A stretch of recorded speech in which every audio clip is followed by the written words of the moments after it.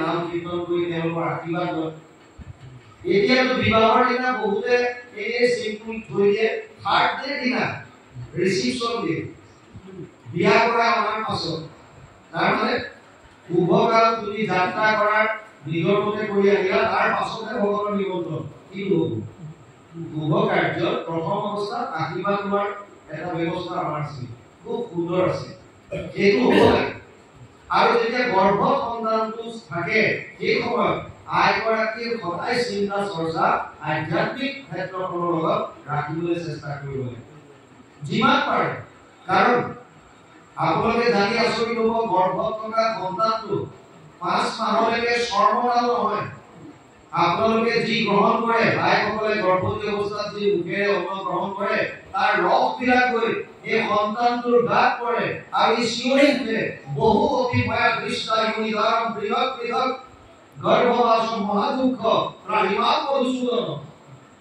চিঞৰি উঠে, মই গৰ্ভবাস বহুত কষ্ট পাইছো, হে মধুসূদন মোক ৰক্ষা কৰা।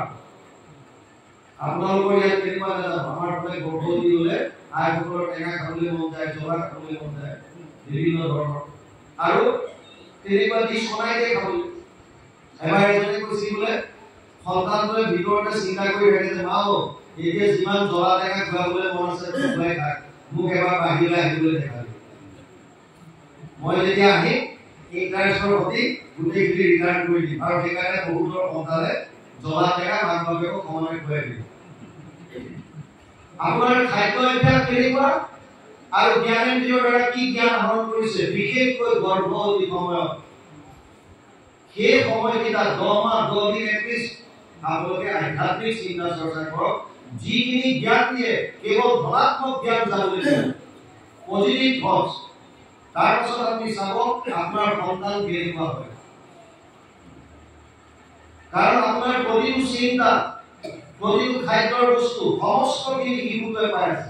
আপুনি মনত যি ভাবিছে, আপোনাৰ নাৰীৰ দ্বাৰা সন্তানৰ এটা সম্বন্ধ আছে, সম্পূৰ্ণ বস্তু গম পায়। তাৰ উদাহৰণ যদি লাগে আপোনালোকে মহাভাৰতত অভিমন্যুক পাব, অষ্টবক্ৰ মুনিক পাব, আৰু ইয়াত প্ৰহ্লাদৰ কথা দিছে।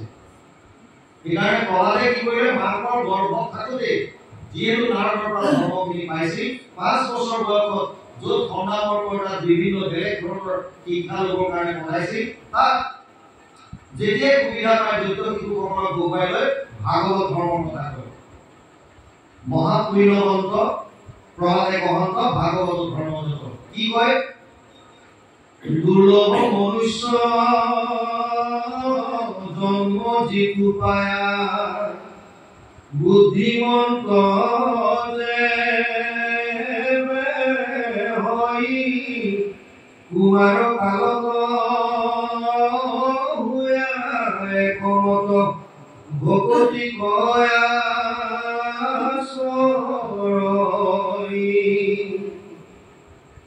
মনুষ্য জনমে ধৰ্ম কাম মুখ্যকো পাৰে দিবাক, হেন জানি যত ভকতি কৰক, যাৰ ইচ্ছা তৰিবাক। দুৰ্লভ মনুষ্য জন্ম যিটো পায়া, বুদ্ধিমন্ত যেনে হয়। প্ৰথম কথাটো বুজক, প্ৰহ্লাদে কৈছে মানুহৰ জন্ম দুৰ্লভ। 84 লাখ যোনি ভ্ৰমণ কৰাৰ পাছত 100 কোটি জন্মান্তৰে হৈ মহাভাগ নৰ শৰীৰক জীৱে দেৱে পায়। 84 লাখ যোনি কি, 20 লাখ সব পাওয়ার জানো, 9 লাখ জলচর সব মানো, 11 লাখ কোন কবি গাवे, पक्षीगण 10 लाख बतावे, 30 लाख पशु जानो भाई, 4 लाख बंदर कुदाई, जब ये 84 लाख कट जावे तब कहो मानुष कर पावे।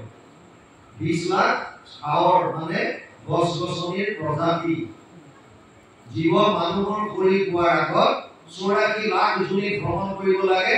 তাৰে 20 লাখ হৈছে গছ গছনি প্ৰজাতি, 9 লাখ হৈছে জলচৰ প্ৰাণী প্ৰজাতি, 29 লাখ, 11 লাখ হৈছে কুৰ্মৰ দৰে কাছৰ দৰে পৰিস্থিত জাতীয় প্ৰাণী প্ৰজাতি, 29 29 11 40 চৰাই চিৰিকটিৰ প্ৰজাতি আছে 10 লাখ, চলিছে নহয় 50, 30 লাখ বিভিন্ন জন্তুৰ প্ৰজাতি, 80 লাখ, 4 লাখ বান্দৰৰ প্ৰজাতি, 84 লাখ। এটা জীৱই এই 84 লাখ জুনি ভ্ৰমণ কৰাৰ পাছত ভাগৱতে কৈছে 100 কোটি জন্মান্তৰে হুৱে মহাভাগ নৰ শৰীৰক জীৱে দেৱে ভয়। বহুত পুণ্যৰ ফলত মানুহে এইটো কৰি পায়। সেইকাৰণে প্ৰভাতে কৈছে দুৰ্লভ মনুষ্য জন্ম যিটো পায়া বুদ্ধিমন্ত দেৱে হয়। কুমাৰ কালত হুয়া একমত ভগৱতী আচৰণ। ইমান এটা দুৰ্লভ কৰি পোৱাৰ পাছত যিজন বুদ্ধিমান হয় তেওঁ কুমাৰ কালৰ পৰা ভক্তি আচৰণ কৰিব। কৌমাৰ আচৰিত প্ৰাপ্য ধৰ্মান ভাগৱতামিহ দুৰ্লভ মানুষদেহ তত্ৰাপি ধ্ৰুৱম অৰ্থম 761 সপ্তম স্কন্ধ 6 অধ্যায় প্ৰথম শ্লোকৰ অনুবাদ। দুৰ্লভ মানুহৰ দেহ শংকৰাচাৰ্যই কৈছে তিনিটা দুৰ্লভ বস্তু আছে। দুৰ্লভম ত্ৰায়মেবাতত দেৱানুগ্ৰহকাৰকম মনুষ্যত্ব মুক্ষত্ব মহাপুৰুষ সংশ্ৰয়। তিনিটা বস্তু দুৰ্লভ